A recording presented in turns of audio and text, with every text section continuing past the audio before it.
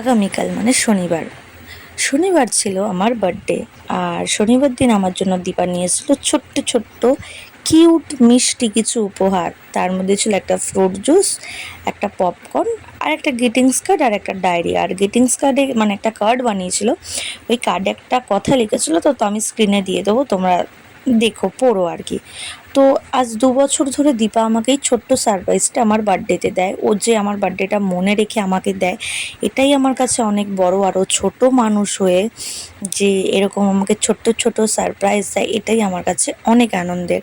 কি বলবো, এটা মানে আমি বলে বোঝাতে পারবো না এটা আমার কত আনন্দের। আর আমি ছোটোর থেকে না কোনোদিনও সারপ্রাইজ কী জিনিস সেটা আমি জানি না, বা কখনো বার্থডেতে পাইনি। বাট 2 বছর ধরে দীপা আমাকে এই সারপ্রাইজটা দেয়, আমার তো খুবই ভালো লাগে।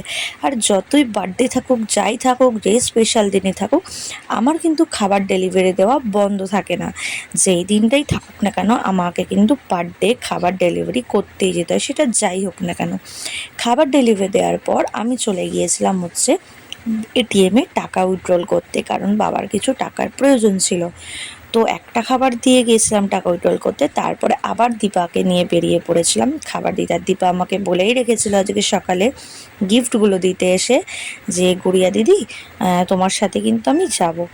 আর আরেকটা কথা দীপাকে বলা হয়নি, অনেক অনেক ধন্যবাদ সোনা, এই ট্রিটটা তোকে আমি দেব, তোকে আমি আমার যেটা ইচ্ছা আমি সেটা তোকে খাওয়াবো, বা যেটা হোক দেবো।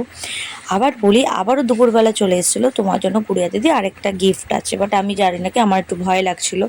অনেক মজা অনেক সময় করে, কিন্তু না, ও প্রথমে বুঝে তোমার খুব পছন্দের একটা জিনিস।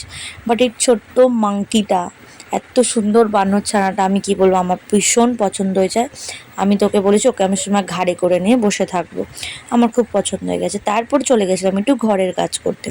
তো রাতে কাস্টমারদের খাবার দেওয়া হবে, সেই জন্য বসে পড়েছিলাম আলু ছাড়াতে। তো আমার তো দিনটা কালকে অনেক ভালো কেটেছে, অনেক স্পেশাল কেটেছে, কারণ ছোট্ট ছোট্ট মুহূর্তগুলো দীপা আমাকে সারপ্রাইজ দিচ্ছে। Thank you so much Dipa, অনেক অনেক ভালোবাসা শোনা।